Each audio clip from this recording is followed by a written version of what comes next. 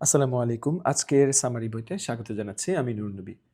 আজকের বই আমরা যেটা করব সেটাও প্যারেন্টিং এর উপর এবং খুব চমৎকার একটা বই। বইটা হচ্ছে 'the emotional lives of teenagers'. আপনারা কমবেশি জানেন যে মানুষের জীবনে যে ক্রিটিক্যাল বা কঠিন সময়গুলো আসে তার মধ্যে টিনেজ বয়স অর্থাৎ ১২-১৩ থেকে নিয়ে শুরু করে ১৮-১৯ বছর পর্যন্ত এই যে সময়টা, এই সময়টা খুবই, খুবই আ কঠিন একটা সময়। আ আমাদের সবার জীবনেই এটা আসে এবং এই সময়ে টিনেজ যারা এই বয়সী যারা ছেলেমেয়ে আছে, তাদের যেমন আ বেড়ে ওঠা, সঠিকভাবে বেড়ে ওঠার দিক নির্দেশনা এটা যেমন জরুরি।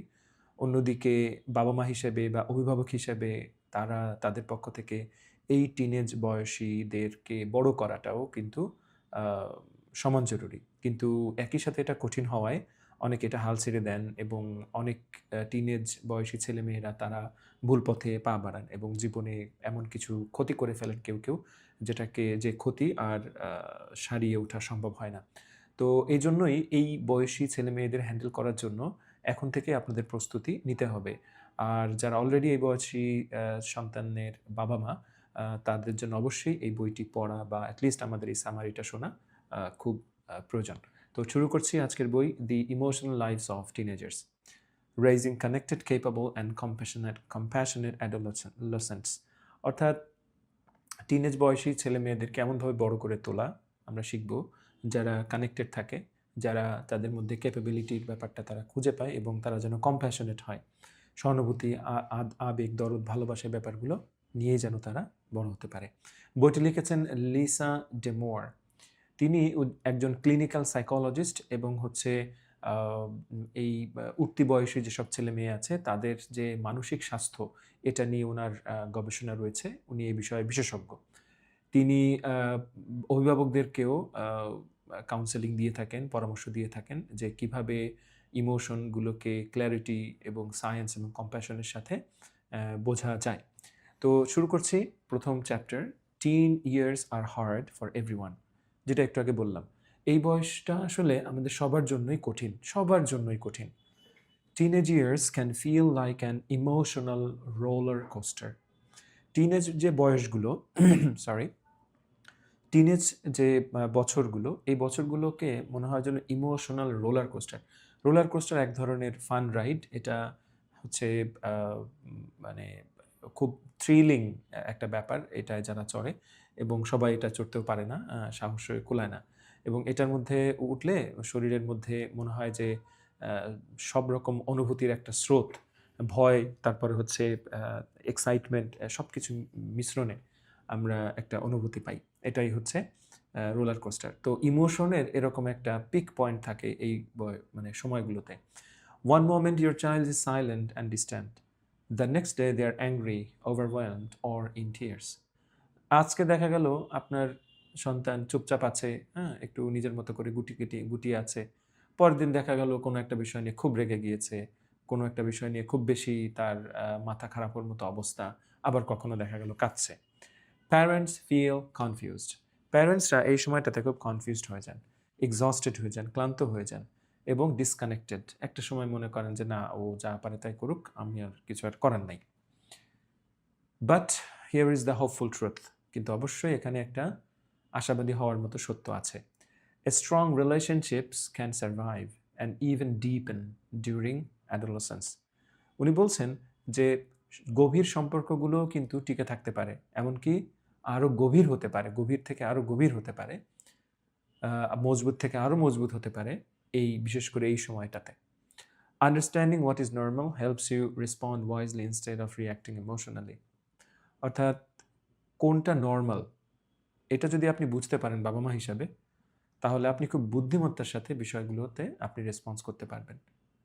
আপনি রিঅ্যাক্ট ইমোশনালি হয়ে রিঅ্যাক্ট না করেই এই বিষয়গুলো সুন্দরভাবে হ্যান্ডেল করতে পারবেন। তো আমরা জানলাম এখান থেকে যে teen emotions are intense, not dangerous. Teenage বয়সের যে ইমোশন এগুলো কিন্তু খুব তীব্র হয়। কিন্তু ডেঞ্জারাস আমরা কখনোই বলব না। Next chapter 3 myths that make parenting teens harder. 3টা মিথ আছে, ভুল ধারণা আছে, যেগুলো বাবা মা হিসাবে টিনেজ বয়সীদের বড় করাটা কঠিন করে দেয়। Before helping teens, parents must let go of 3 common myths. তো আপনার টিনেজ বয়সী বাচ্চাদেরকে হেল্প করার আগে আপনাদের মধ্যে যে মিথগুলো আছে, যে 3টা মিথ, এই মিথগুলো আগে দূর করুন। Myth number 1, emotion is the enemy of reason. আমাদের একটা ভুল ধারণা আছে যে ইমোশন হচ্ছে সবকিছুর এনিমি বা রিজনের এনিমি, রাইট? অর্থাৎ শত্রু, সহজ কথায় বললে। মানে আমরা বলি না যে আবেগ তোমার বড় শত্রু, হ্যাঁ? আমরা শুনি বা বলি। তো এটা হচ্ছে একটা মিথ, মিথ্যা কথা। Emotions are not irrational. Emotion কিন্তু অযৌক্তিক কিছু না, দে আর ডেটা। এগুলো হলো তথ্য। If a teen feels anxious or excited, that feeling carries information. যখন কোনো টিনেজ বয়সী যখন সে উদ্বিগ্ন থাকে বা এক্সাইটেড থাকে, তখন তার এই যে অনুভূতিটা ভিতরে কোনো না কোনো তথ্য লুকায়িত থাকে। Teens who trust their emotions are less easily peer pressured এবং more self-aware. যেসব টিনেজ বয়সী ছেলেমেয়েরা তারা হচ্ছে তাদের ইমোশনের উপর ট্রাস্ট থাকে, তারা হচ্ছে বাহ্যিকভাবে আশেপাশের মানুষের দ্বারা তারা হচ্ছে কম প্রেশারাইজড হয়। তার মানে আশপাশ দ্বারা কম প্রভাবিত হয় এবং তারা সেলফ অ্যাওয়ার থাকে অনেক বেশি, অর্থাৎ নিজেদের সম্পর্কে সজাগ সচেতন অনেক বেশি থাকে। However, teens shift between cold thinking and hot thinking. অর্থাৎ তারপরেও টিনেজ বয়সীরা তারা 2 রকম থিঙ্কিংয়ের মধ্য দিয়ে তারা শিফট করতে থাকে। একটা হচ্ছে কোল্ড আর একটা হচ্ছে হট। কোল্ড থিঙ্কিং আর হট থিঙ্কিং। কোল্ড থিঙ্কিং হচ্ছে শান্ত শিষ্ট যৌক্তিক এবং হট থিঙ্কিং হচ্ছে সামাজিক এবং ইমোশনাল যেসব সিচুয়েশনস আছে সেগুলো নিয়ে hot thinking. That's why planning before risky situations matters. তাই কোনো রকম রিস্কি সিচুয়েশন নেওয়ার আগে হচ্ছে কোনো রকম রিস্কি সিচুয়েশনে আসার আগে প্ল্যানিং করাটা কিন্তু খুব খুব খুব জরুরি। তো এখান থেকে আমরা জানলাম feelings guide decisions, they don't ruin them. আপনি যদি আপনার ফিলিংসকে, অর্থাৎ আপনার টিনেজ বয়সী ছেলে মেয়েদের অনুভূতিগুলোকে হচ্ছে গাইড করতে পারেন, তাহলে হচ্ছে সেগুলো তাদের সেই গাইডের মাধ্যমে তারা সিদ্ধান্ত নিতে পারে, অর্থাৎ নেওয়াটা সহজ হয় এবং তখন তারা এই ইমোশনের বশবর্তী হয়ে নিজেদের ক্ষতি করা বা ইমোশনের বশবর্তী হয়ে খারাপ কিছু করে ফেলা, এটা থেকে তারা দূরে থাকতে পারে। Myth number 2, difficult emotions should be avoided. Parents naturally want to protect kids from pain. যারা প্যারেন্টস তারা সাধারণ স্বাভাবিকভাবেই তারা হচ্ছে কিডসদেরকে যে কোনো ধরনের যন্ত্রণা বা কষ্ট থেকে দূরে রাখতে চাইবেই। But pain teaches. কিন্তু যেটা কষ্ট, সেটা কিন্তু অবশ্যই কিছু না কিছু শিক্ষা দেয়। Guilt can build values. অর্থাৎ কোনো রকম অপরাধবোধ বা খারাপ অনুভূতি, এগুলোর মাধ্যমে কিন্তু ভ্যালু তৈরি হয়। Heartbreak can strengthen support system. কারোর মন ভেঙে গেলে বা বাচ্চার মন ভেঙে গেলে সেটা কিন্তু সে আরও মজবুত হয় আগের থেকে। Disappointment can grow resilience. বাচ্চা যখন ডিসঅ্যাপয়েন্টেড হচ্ছে কোনো বিষয়ে, তখন তার মধ্যে রেজিলিয়েন্স অর্থাৎ আরও সহ্য করার ক্ষমতা তৈরি হয়। Avoiding all discomfort delays emotional growth. খুব চমৎকার কথা। আপনি যদি আপনার বাচ্চাকে শুধুমাত্র কমফোর্টই দিতে চান সবসময়ের জন্য, তাহলে তার ইমোশনাল গ্রোথকে আপনি ডিলে করছেন। অর্থাৎ শারীরিকভাবে আমরা যেমন বাচ্চার পরিপক্কতা বা ম্যাচুরিটি নিয়ে আমরা চিন্তিত থাকি, তাদেরকে নিউট্রিশাস খাবার দেওয়ার চেষ্টা করি, তাই না? একইভাবে মানসিকভাবেও, মনের দিক থেকেও, ইমোশনের দিক থেকেও কিন্তু তাদের গ্রোথের দরকার আছে। আর এই গ্রোথের জন্য ডেফিনেটলি নানান স্বাদের খাবার তাদের দিতে হবে। কখনো কোনোটা মিষ্টি হবে, কখনো কোনোটা তেতো, কখনো টক, কখনো ঝাল, নানান ফ্লেভার।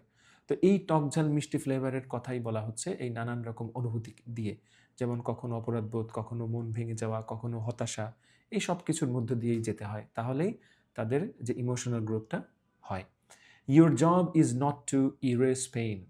বাবা মা হিসেবে আপনার এটা দায়িত্ব না যে তাদের এই কষ্টগুলোকে আপনি দূর করে দিচ্ছেন বা দেন। It's to walk beside your teen through it. বরঞ্চ আপনার দায়িত্ব হচ্ছে আপনার টিনেজ বয়সী সন্তানের সাথেই আপনি সিচুয়েশনগুলো হ্যান্ডেল করুন। অর্থাৎ সেই হচ্ছে এগুলো ফেস করবে, কিন্তু আপনি পাশে থাকেন, এতটুকুই। তো এখান থেকে আমরা জানলাম resilience gross through discomfort, not avoidance. অর্থাৎ আপনি যদি বাচ্চাকে রেজিলিয়েন্ট হিসেবে গড়ে তুলতে চান, তাহলে অবশ্যই সেটা নানান রকম ডিসকমফোর্টের মধ্য দিয়ে আপনাকে যেতে হবে। আপনি যদি এগুলো এড়িয়ে যান, তাহলে তার সেই যে গ্রোথ, সেটা হবে না। মিথ নাম্বার 3, টিনস আর ইমোশনালি আনস্টেবল। আমরা এটা অনেকেই বলে থাকি যে যারা টিনেজ বয়সী বাচ্চারা, এরা ইমোশনালি আনস্টেবল, অর্থাৎ ইমোশনের দিক থেকে এরা খুব অস্থির হয়ে থাকে, হ্যাঁ, স্টেবল অবস্থায় এদের থাকে না। এটা ভুল। Teens feel deeply. যারা টিনেজার তারা গভীরভাবে অনুভব করতে পারে, but that doesn't mean they are fragile. কিন্তু এর মানে এই না যে তারা খুব ভঙ্গুর, সহজেই ভেঙে পড়বে। If your teen melts down at home, it may be because home feel safe. আপনার টিনেজ বয়সী বাচ্চা যদি বাড়িতে থাকা অবস্থায় তাদের মনটা গলে যায় বা কাইন্ড অফ কেঁদে ফেলে বা এরকম কিছু করে, নরম বা নমনীয়তা দেখায়, হয়তো হতে পারে এর কারণে যে সে বাড়িতে সবচেয়ে বেশি নিরাপদ ও বোধ করে সেজন্য। Emotional health doesn't mean being happy all the time. আপনার ইমোশনাল হেলথ ভালো এর মানে এই না যে আপনি সবসময় হ্যাপি থাকবেন। It means having the right emotions at the right time. আবার পড়ছি, লাইনটা চমৎকার। ইমোশনাল হেলথ মানে হচ্ছে having the right emotions at the right time, অর্থাৎ সঠিক সময়ের জন্য সঠিক ইমোশনটা ধরে রাখতে পারাটাই হচ্ছে ইমোশনাল হেলথ। অর্থাৎ যখন যেমন ইমোশন দরকার, তখন আপনার সেই ইমোশনটা দিতে পারাটাই হচ্ছে ইমোশনাল হেলথ। তো এই চ্যাপ্টার শেষে আমরা জানলাম যে strong emotions do not equal weak minds. অর্থাৎ কারোর ইমোশন যদি অনেক স্ট্রং হয়, সে কখনোই দুর্বল মনের মানুষের সমান হবে না। তার মানে কারোর ইমোশন যদি অনেক স্ট্রং হয়, তার সাথে আমরা দুর্বল চিত্ত বা দুর্বল মনের মানুষের তুলনা কখনোই করব না, তারা সমান হতে পারে না। উনি বইয়ের লেখক, উনি বলছেন, বা লেখিকা। Next chapter, the teenage brain. এটা হলো আন্ডার কনস্ট্রাকশন। টিনেজ ব্রেইন হচ্ছে নির্মাণাধীন একটা অবস্থায় থাকে। আমরা জানি যে কোনো একটা বিল্ডিংয়ের সামনে যখন লেখা থাকে নির্মাণাধীন ভবন, সাবধানে চলুন, তাই না? তো তার মানে কি, এটা এখনো আনফিনিশড, এটা চলছে, প্রতিদিন একটু একটু করে এটা মানে তৈরি করা হচ্ছে। তো টিনেজ ব্রেনটাও এরকম, হ্যাঁ, এটা হচ্ছে আন্ডার কনস্ট্রাকশন ফেজে থাকে। টিন ব্রেইনস আর রিবিল্ডিং। টিনেজ বয়সী বাচ্চাদের বিল্ডিং হচ্ছে রিবিল্ড করার মুহূর্ত, অর্থাৎ নতুন করে ঢেলে সাজানোর মুহূর্ত চলে তখন। Emotion centres grow fast. অর্থাৎ ইমোশন সেন্টার্স গ্রো ফাস্ট, অর্থাৎ ইমোশনটা এটা কিন্তু তখন খুব দ্রুত ছড়িয়ে পড়ে বা কেন্দ্রীভূত থেকে দ্রুত এটা হতে থাকে, ম্যাচুর হতে থাকে। Perspective and control centres mature slowly, right? এবং আপনি যখন ওইটার সাথে পার্সপেক্টিভ অ্যান্ড কন্ট্রোল দিবেন, তখন হচ্ছে যে ওইটা স্লোলি এটা করবে, গ্রো করবে। তার মানে সহজ কথায়, আমি ওয়ার্ড চয়েস ভালো এখানে আমার হয়নি, বাংলাটা আমি আমার মতো করে বুঝিয়ে বলছি। তার মানে এই সময়টাতে ইমোশনটা কিন্তু একটা গঠন পাবে। ইমোশনটা বা যে ম্যাচুরিটি, এটা খুব ধীর গতির হবে যদি কিনা পার্সপেক্টিভ আপনি তাকে দিতে পারেন। একটা বিষয়কে নানান অ্যাঙ্গেল থেকে দেখা, বোঝা, ভাবা, সেটা নিয়ে চিন্তা করা, এই বিষয়গুলো যদি শেখাতে পারেন, তখন এটা স্লোলি হবে। That gap explains mood swings, over reactions and emotional intensity. এই যে গ্যাপ, এই গ্যাপের কারণে ওদের মুড সুইং হইতে পারে, ওভার রিয়াকশন হইতে পারে, এবং ইমোশনাল ইন্টেন্সিটি। তার মানে মুড সুইং মানে এখন ভালো তো তখন খারাপ, এরকম। ওভার রিয়াকশনস মানে অতিমাত্রায় রিয়্যাক্ট করা, অতিমাত্রায় প্রতিক্রিয়াশীলতা, মানে যেটা আমরা বলি। এবং হচ্ছে ইমোশনাল ইন্টেন্সিটি, অর্থাৎ ইমোশনের যে একটা গভীরতা, হ্যাঁ, এর মাধ্যমে বোঝা যায়। এবং তাহলে গুড নিউজ হচ্ছে emotional intensity usually peaks around 13 to 14 and then eases. অর্থাৎ গুড নিউজ হচ্ছে একেবারে 18-19 বছর পর্যন্ত আপনার অপেক্ষা করতে হবে না। গবেষণা বলছে যে 13 থেকে 14 এই সময়টাতেই হচ্ছে ইমোশনাল পিক সবচেয়ে বেশি, অর্থাৎ ইমোশন এই সময়টাতে সবচেয়ে বেশি থাকে। At the same time, teens go through separation and individuation, একই সময় টিনেজ বয়সী বাচ্চারা, তারা হচ্ছে সেপারেশন এবং ইন্ডিভিজুয়েশন, অর্থাৎ ব্যক্তিগতভাবে আলাদাভাবে, হ্যাঁ, যে সত্তা, এই বিষয়টাকে তারা হচ্ছে বুঝতে শেখে, শিখতে শেখে। Learning who they are apart from their parents. এবং এটা মানে বুঝতে শেখে যে আমরা আলাদা সত্তা। আমার বাবা-মা, তারা আমার বাবা-মা ফাইন, বাট স্টিল আমি আলাদা একজন মানুষ। আমার আলাদা চিন্তাধারা, আমার আলাদা স্বপ্ন, আমার আলাদা হচ্ছে লক্ষ্য। এই সবকিছু ডিফারেন্ট। এই সময়টায় তারা বুঝতে শেখে। এই কারণে your jokes embarrass them, shared interests suddenly annoy them. এই কারণে আপনি যখন কোনো কিছু মজা করলে তারা তাতে embarrass হতে পারে এবং হচ্ছে shared interest, অর্থাৎ আপনারও যা পছন্দ তারও তাই পছন্দ হইতে হবে, এই ধরনের কথা বললে তারা বিরক্ত হতে পারে। তবে ইটস টেম্পোরারি, এটা কিন্তু সাময়িক। Offer choices during conflict. তো ওই সময় কোনো একটা বিষয় নিয়ে যদি কনফ্লিক্ট হয় আপনার টিনেজ বয়সে কারোর সাথে, বাচ্চার সাথে, তখন আপনি আহ, এগুলো করতে পারেন। বি ফ্রেন্ডলি, আপনি হচ্ছে তাদের সাথে বন্ধুর মতো আচরণ করুন। টক কামলি, খুব শান্ত স্বরে, শান্ত ভঙ্গিতে কথা বলুন এবং টেক স্পেস, এবং স্পেস দিন এবং স্পেস নিন। অর্থাৎ আপনি তার সব কিছুতে নাক গলাবেন না, তাকে একটা স্পেস দেওয়ার চেষ্টা করুন এবং তারা বুঝুক যে আপনাকে আলাদাভাবে ভাবতে দেওয়ার মতো বয়স যে তাদের হয়েছে, এটা আপনি স্পষ্ট করছেন আস্তে আস্তে। এতটুকুই যথেষ্ট, nothing more.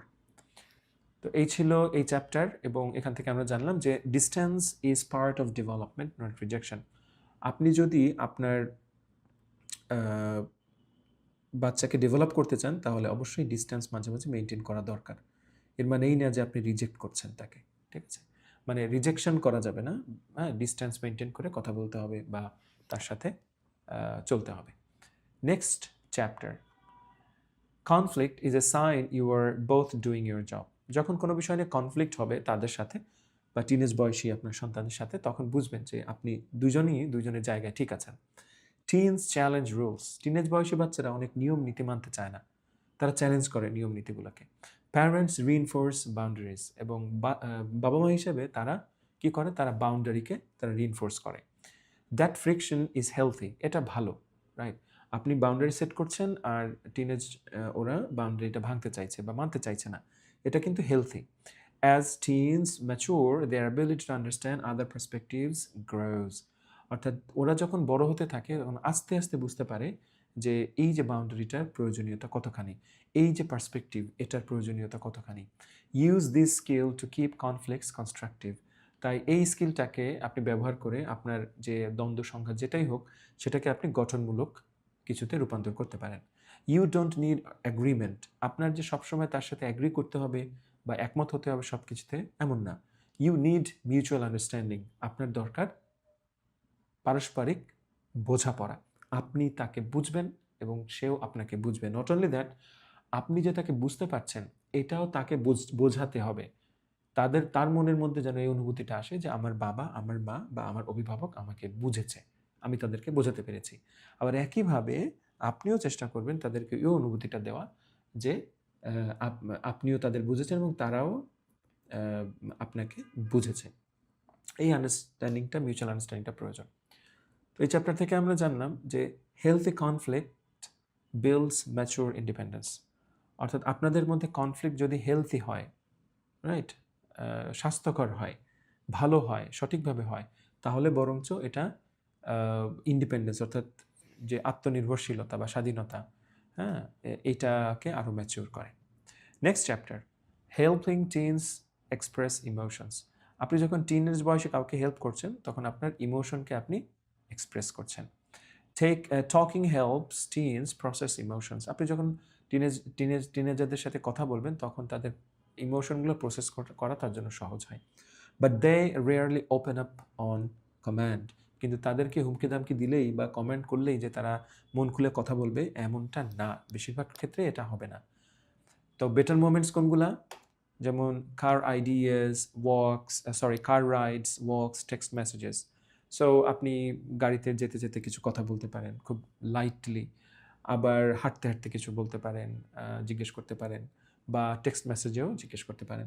When they talk listen without fixing.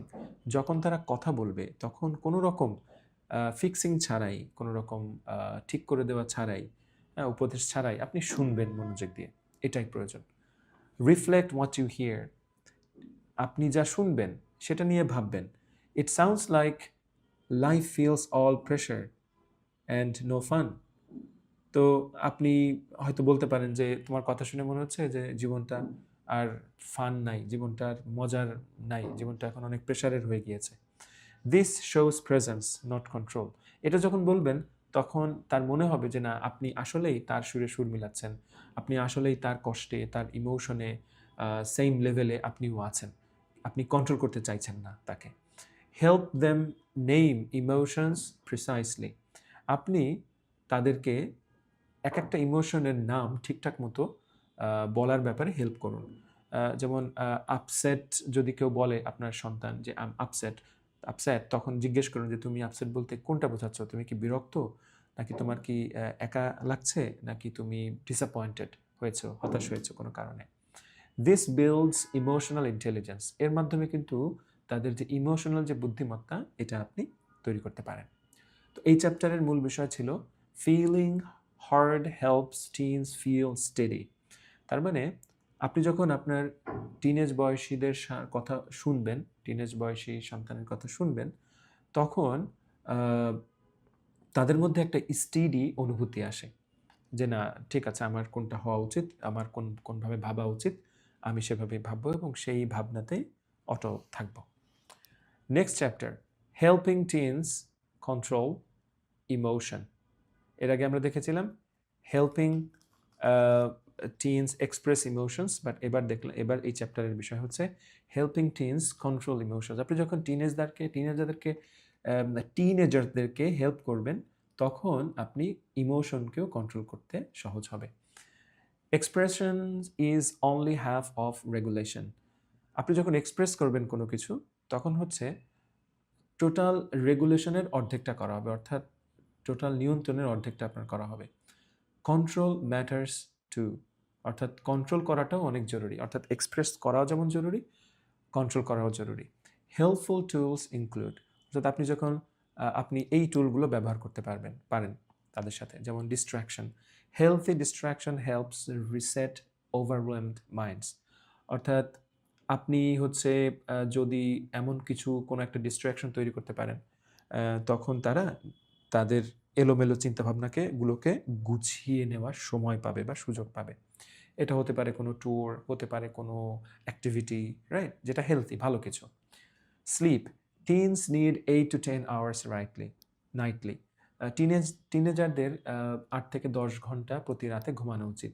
Less slip মানে হচ্ছে উইকার ইমোশনাল কন্ট্রোল, অর্থাৎ কম ঘুম মানেই হচ্ছে ইমোশনাল কন্ট্রোলটাও হচ্ছে দুর্বল। এমনিতেই আমরা জানি যে 6 থেকে 8 ঘন্টা ঘুমানো দরকার, বা টিনেজারদের একটু বেশি ঘুম দরকার। ওকে, বর্তমান সময়ে এটা তো একটা ভয়াবহ পর্যায়ে পৌঁছে গিয়েছে যে টিনেজাররা বিশেষ করে তারা অনেক দেরি করে ঘুমাতে যায়, এবং এটা যে মানে প্রোডাক্টিভ কোনো কাজেই তারা জেগে থাকে এমনটা না। বেশিরভাগ ক্ষেত্রে দেখা যায় তারা সোশ্যাল মিডিয়াতে আছে, কোনো তারা চ্যাট করছে, তারা হচ্ছে জেগে জেগে বিঞ্জ ওয়াচিং করছে, নেটফ্লিক্স দেখছে, এটা সেটা করছে, রাইট? তার মানে একে তো ঘুমের পরিমাণ কম, দ্বিতীয়ত তারা সময়টা মানে ডিস্ট্রাকটিভ কাজে, ধ্বংসাত্মক কাজে তারা ব্যয় করছে। So be very very careful in this এরা, ইন দিস টাইম। আচ্ছা, থট রিফ্রেমিংও করা যায়। অ্যাভয়েড আনরিয়ালিস্টিক পজিটিভিটি, অর্থাৎ তাদেরকে আনরিয়ালিস্টিক কোনো পজিটিভিটি দেওয়ার দরকার নেই। তো আপনি ইউল বি ফাইন, তোমার সব ঠিক হয়ে যাবে, এটা একটা আনরিয়ালিস্টিক পজিটিভিটি মাঝে মাঝে। সো আপনি এই ধরনের আনরিয়ালিস্টিক কথা না বলে আপনি বলতে পারেন যে yes, this will be hard and you have handled hard things before. যে হ্যাঁ, তো এই সিচুয়েশনটা আসলেই কঠিন, এবং তুমি এর আগেও এই ধরনের কঠিন সিচুয়েশন হ্যান্ডেল করেছো। তার মানে আপনি রিয়েলিটিটাকে মেনে নিয়ে রিয়েলিস্টিকভাবে আপনি তার সামনে নতুন যে সমস্যাটা তুলে ধরলেন। রিয়ালিজম বিল্ডস কনফিডেন্স, এই যে বাস্তবতা, এটা যখন আপনি এইভাবে তুলে ধরবেন, তখন তার মধ্যে কনফিডেন্স বা আত্মবিশ্বাস বেড়ে উঠবে। এক লাইনে যদি আমি বলি এই চ্যাপ্টারটা, সেটা হচ্ছে emotional control begins with realistic thinking. আপনি ইমোশনাল কন্ট্রোল তখনই করতে পারবেন যখন আপনি রিয়েলিস্টিক থিঙ্কিং তার মধ্যে দিবেন। আনরিয়েলিস্টিক থিঙ্কিং হয়তো শুনতে ভালো লাগবে বা সাময়িক তাদেরকে একটা ভালো অনুভূতি দিবে, কিন্তু এটা লং রানে কখনোই ভালো কিছু আনবে না, বই আনবে না। তারা এটা বুঝতে পারবে। তখন এবং একটা সময় আপনার কথার ক্রেডিবিলিটিও তাদের কাছে কমে যাবে, গ্রহণযোগ্যতা কমে যাবে। তাই একটু তেতো হলেও রিয়েলিস্টিক বিষয়গুলো সামনে দিয়ে আপনি পজিটিভ কথা দিয়ে আগাতে পারেন। তো বইয়ের ফাইনাল মেসেজটা এরকম যে teenagers are not broken adults, they are growing humans. যারা টিনেজার তাদেরকে ব্রোকেন অ্যাডাল্ট হিসাবে ভাবার কোনোই সুযোগ নাই, বরঞ্চ তারা হচ্ছে গ্রোয়িং হিউম্যানস, তারাও বেড়ে উঠছে এমন human. With understanding, patience, and emotional coaching, you help them become resilient and thoughtful adults without losing their relationship along the way. আপনি তাদেরকে সুন্দর করে বোঝার মাধ্যমে, তাদের প্রতি ধৈর্যশীল আচরণ দেখানোর মাধ্যমে এবং তাদের ইমোশনাল কোচিং দেওয়ার মাধ্যমে আপনি তাদেরকে আরও শক্ত, আরও মানে ক্ষম, কষ্ট সহিষ্ণু করে বড় করে তুলতে পারেন এবং থটফুল অ্যাডাল্টসেও তাদেরকে তৈরি করতে পারেন। অর্থাৎ যারা সুচিন্তা দিয়ে সামনে আগাতে পারে, সুচিন্তা দিয়ে তারা কাজ করে এবং তাদের সাথে সম্পর্ক কোনো রকম খারাপ না করেই এই জীবনের অন্যতম গুরুত্বপূর্ণ মুহূর্তর মধ্য দিয়ে আপনারা একসাথে পথ চলতে পারবেন। তো এই চ্যাপ্টারের মূল কথা হচ্ছে connection is the safest guide through adolescence. অর্থাৎ কানেকশন হচ্ছে সব থেকে সেফেস্ট গাইড। আপনার কানেকশন যত ভালো আপনার বাচ্চার সাথে, তত হচ্ছে তারা সেফেস্ট গাইডটা পাবে, অর্থাৎ সব থেকে নিরাপদ যে গাইডলাইন তারা এই বছরগুলোতে পাবে আপনার কাছ থেকে। তো বইয়ের মূল কথাগুলো শেষ করছি এক লাইনে পড়ে। Teen emotions are normal and meaningful. Teenage বয়সের যে ইমোশন, এগুলো খুবই নর্মাল জিনিস, খুবই মিনিংফুল জিনিস, রাইট? এক স্বাভাবিক এবং অর্থবহ। Difficult feelings build resilience. কঠিন মুহূর্তগুলোই আপনার বাচ্চাকে আরও স্ট্রং করবে। Emotional intensity is temporary. বাচ্চার যে ইমোশনাল ইন্টেন্সিটি, হঠাৎ করে অনেক বেশি দুঃখ, বেশি কান্না, বেশি এটা বেশি ওটা, এগুলো কিন্তু টেম্পোরারি, এগুলো থাকে না। Conflict can be healthy. মতের যে বিরোধ, পার্থক্য, হ্যাঁ, এটা কিন্তু খুবই স্বাভাবিক এবং হেলথি একটা বিষয়। Listening matters more than fixing. আপনি উপদেশ দেওয়ার থেকে বেশি জরুরি হচ্ছে তাদের কথা মনোযোগ দিয়ে শোনা। Sleep and realism support regulation. অর্থাৎ ঠিকমতো ঘুমানো এবং বাস্তবতা দিয়ে কথা বলা, এগুলো হচ্ছে রেগুলেশনকে আরও সাপোর্ট করে। অর্থাৎ তাদের প্রতি আরও চমৎকার যে নিয়ন্ত্রণ, এটা চমৎকারভাবে আপনি স্থাপন করতে পারবেন। A strong connection protects mental health. এবং আপনার কানেকশন যত ভালো হবে, আপনার মেন্টাল হেলথ তত ভালো হবে, রাইট? So that's it. বই the emotional lives of teenagers. আশা করছি আমি বোঝাতে পেরেছি। সম্ভব হলে পুরো বইটি পড়বেন। আর আমার উপস্থাপনজনিত কিছু সমস্যা অবশ্যই আছে। কিছু জায়গায় আমার কাছে মনে হয় যে ভালো বাংলাটা বলতে পারলাম না বা গুছিয়ে বলতে পারলাম না। তো এই ব্যাপারগুলোতে আমি আসলেই, এটা আমার দুর্বলতা। আমাকে ক্ষমা করবেন এবং আমি চেষ্টা করব আরও গুছিয়ে বলার, ইনশাআল্লাহ। তো ঠিক আছে, কথা হচ্ছে পরের বইতে। ভালো থাকুন। বাই।